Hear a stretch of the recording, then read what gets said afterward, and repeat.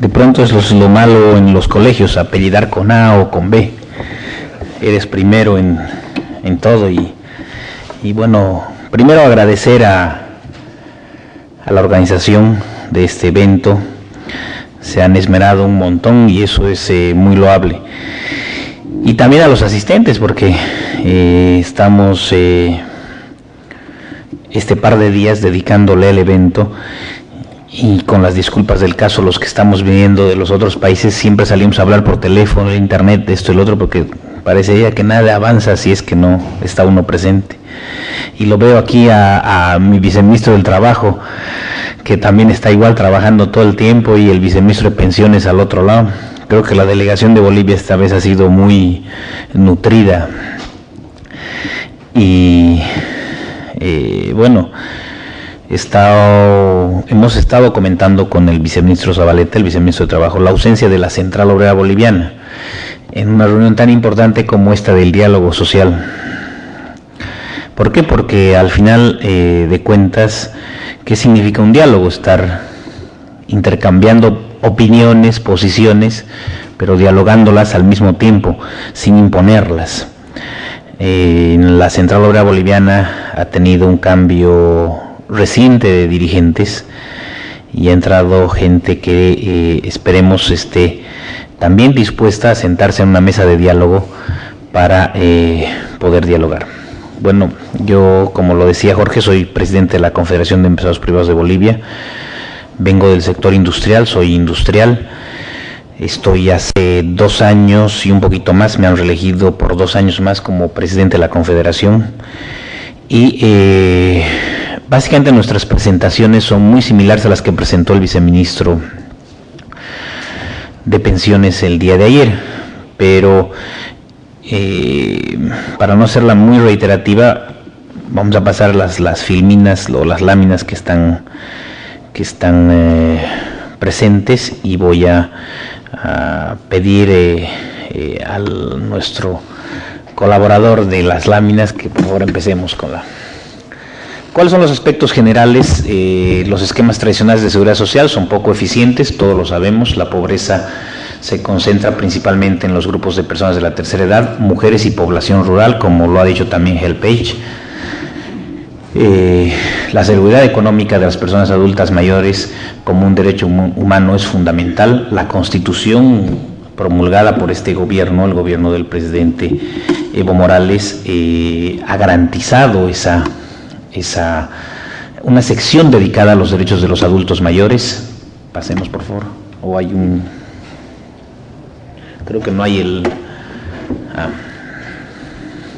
gracias.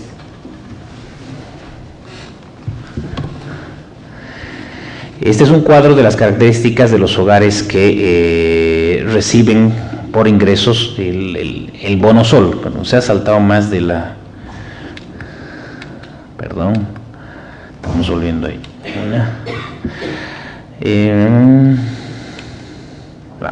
La nueva Constitución, como les decía, establece en 2 artículos en particular el reconocimiento a las personas adultas mayores para que ellos cuenten con una vejez digna, cálida y con calidez humana.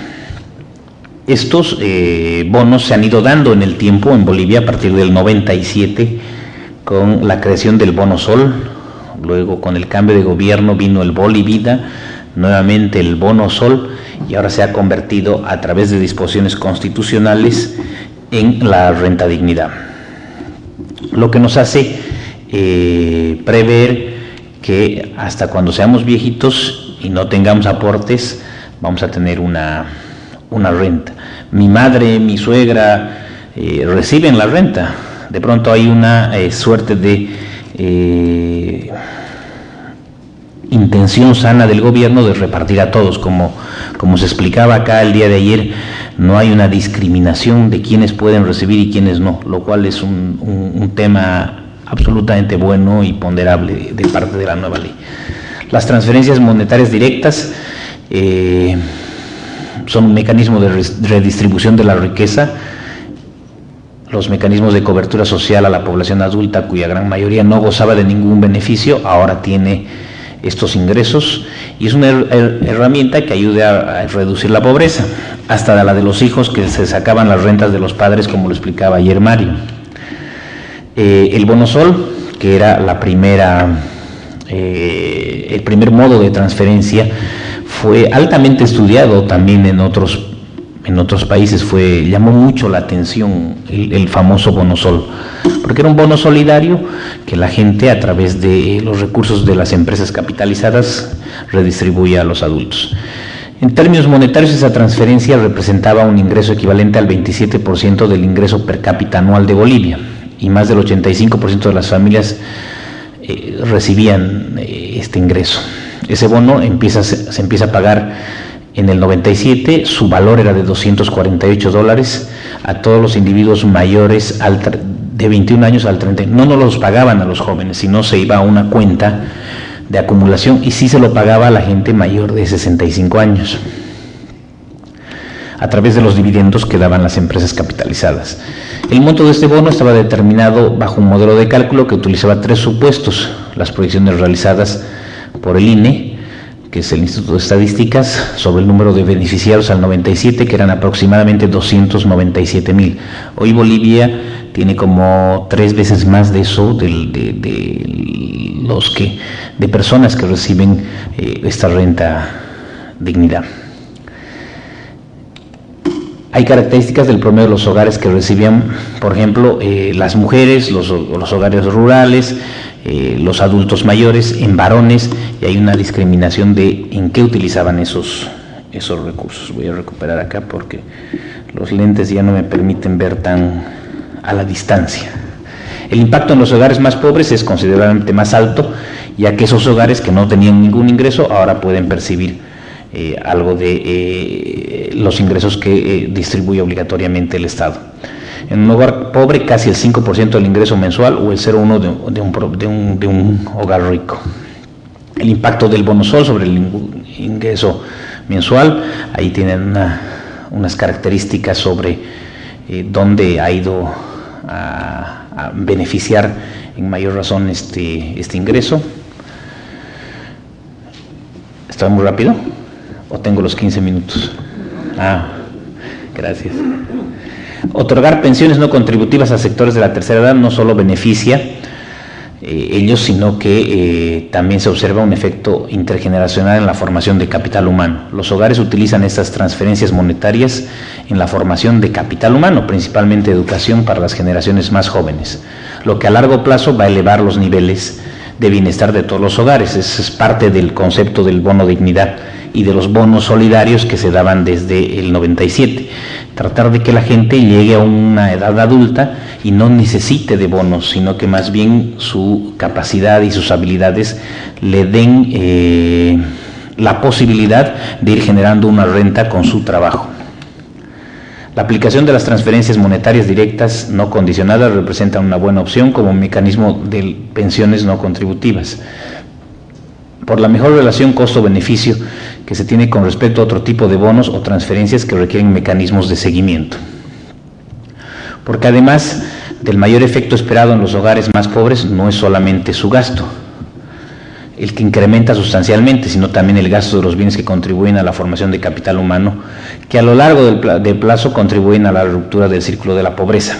Se ve mucho en Bolivia que la gente que va a cobrar sus pensiones sale directamente y compra algo, puede ser alimentos o puede ser ropa o algún otro utensilio que le haga falta, y eso también dinamiza la industria nacional, porque generalmente, al margen de lo que se puede encontrar de ropa importada o de algún alimento importado, generalmente los viejitos prefieren lo conocido, y lo conocido son las cosas que comían cuando eran niños o que vestían cuando eran niños, de fábricas que conocían.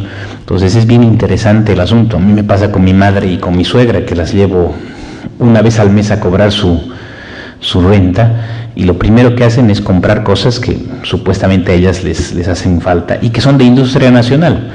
Hay que ir, y alguna vez lo hablábamos también con el propio presidente Evo Morales, de que todos los bonos deberían ser destinados en productos de industria nacional para dinamizar así el aparato productivo de Bolivia. Hay un gráfico de los pagos del bono sol que es simplemente referencial entre el 97 al 2007, los 10 años que duró. El Bolivida entró el 98,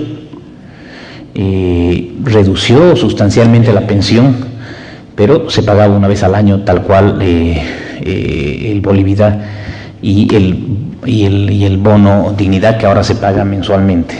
El monto de ese momento era de 395 bolivianos, considerablemente mucho más inferior que el del bono sol. El 2002 vuelve el presidente que puso el bono sol, restituye el bono sol y el importe del mismo sube a los 1.800 bolivianos que ofreció en su campaña electoral.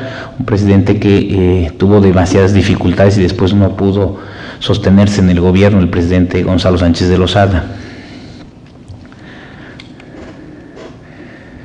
La renta de dignidad, posteriormente la renta de dignidad aplicada a partir del 2008 hasta la fecha, está creada por el presidente Morales,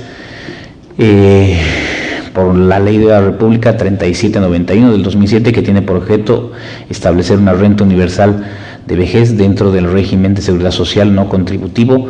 Otorga a los bolivianos residentes en el país mayores de 60 años que no perciban renta en el sistema de seguridad social a largo plazo o una remuneración contemplada en el presupuesto general de la nación por la suma de 2.400 bolivianos una vez al año, 200 bolivianos mensuales. El financiamiento proviene de los recursos y en esta parte me voy a enfocar al final. El 30% de los recursos percibidos de los impuestos directos de los hidrocarburos, de las gobernaciones, los municipios, ahí dice prefecturas, lo siento, pero son gobernaciones ahora, fondos indígenas y Tesoro General de la Nación a partir del 1 de enero del 2008 son los que aportan al financiamiento de esta renta de dignidad. Los dividendos de las empresas públicas capitalizadas en proporción accionaria que corresponden a los bolivianos.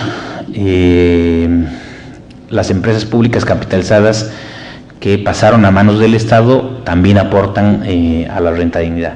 Actualmente el sistema integral de pensiones, creado por la Ley de Pensiones del 10 de diciembre del 2010, está compuesto, entre otros, por el régimen no contributivo, que administra el Fondo de la Renta Universal de Vejez y contempla la renta de dignidad y los gastos funerales en 1.800 bolivianos. Muere la persona, le dan 1.800 bolivianos a su familia para que pueda enterrar al que recibía la pensión. Hay otro cuadrito de los beneficiarios de la renta de dignidad entre el 2008 y el 2012, y ahí se puede claramente evidenciar que son más de 900.000 las personas que están registradas para recibir el bono sol, pero las reciben efectivamente entre 750 y 790.000 personas, no los 914.000 que están registrados.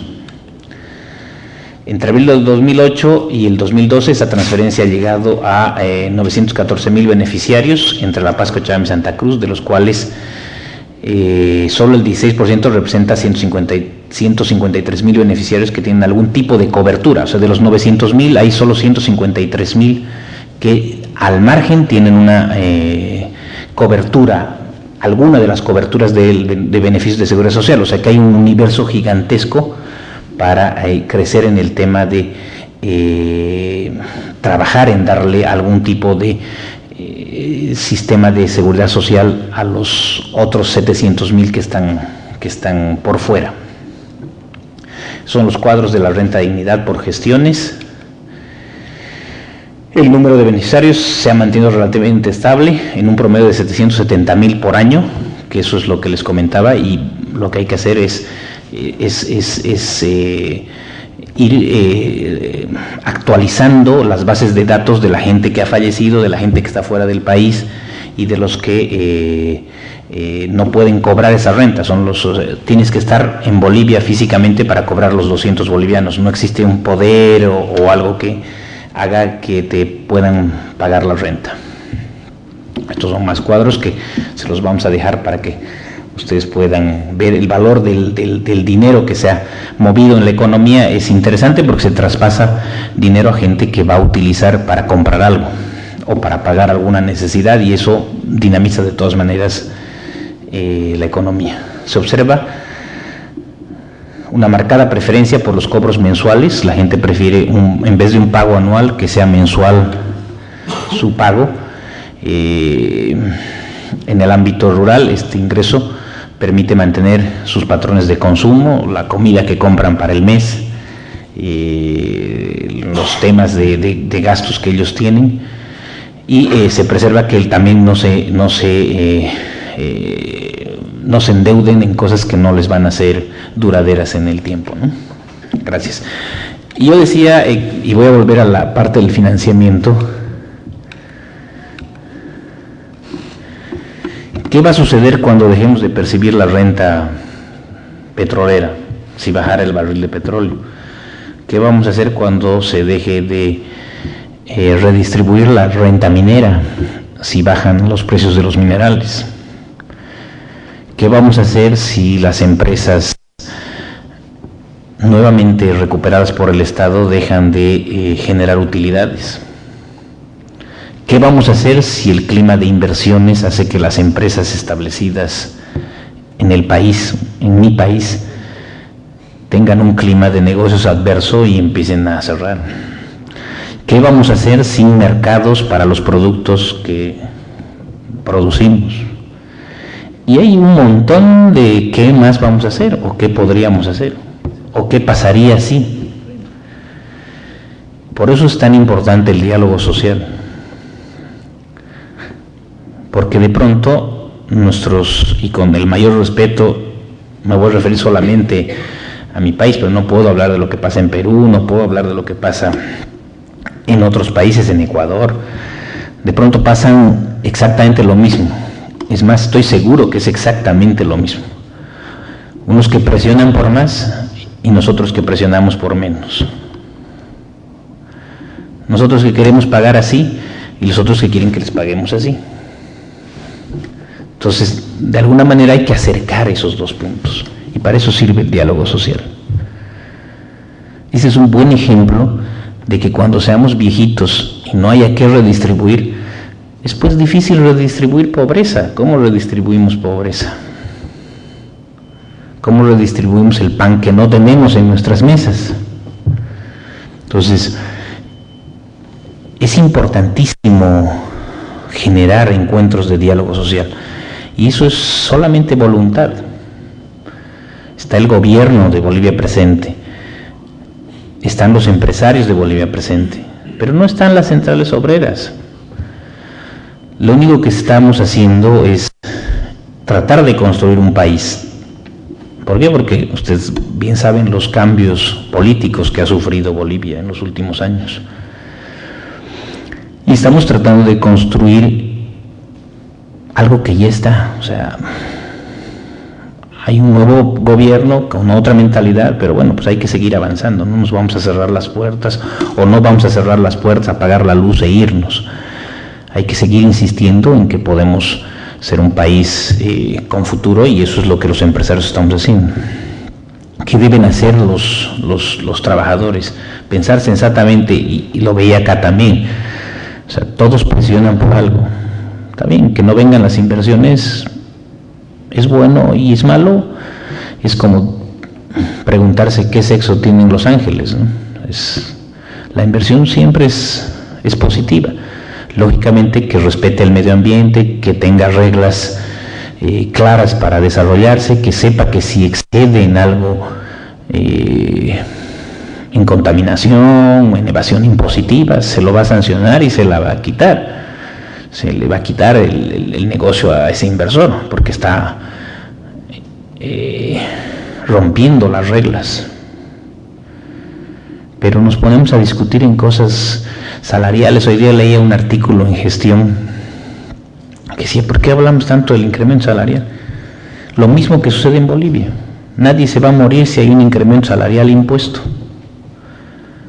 Pero a la par, los gobiernos tienen que dar seguridad jurídica, tienen que garantizarle al inversor que va a haber reglas permanentes, y los fabriles, los obreros, los sindicatos, tienen que ser conscientes de eso. tienen que tener la madurez para generar agendas conjuntas de crecimiento. Cuantas más empresas haya en mi país, va a haber más posibilidades de que si se cae el precio del petróleo, si se cae el precio de los minerales, va a haber un montón de impuestos para suplir eso. Pero si no hay impuestos, si no hay empresas, si no hay empresarios, no va a haber trabajadores y menos va a haber jubilados.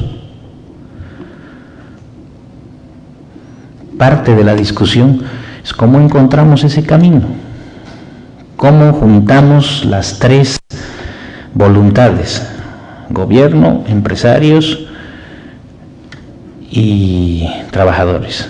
Ojalá podamos continuar con estos encuentros, porque no va a haber renta que distribuir si no hay impuestos que generar. No hay otra mejor manera de redistribuir riqueza que primero creándola. Gracias.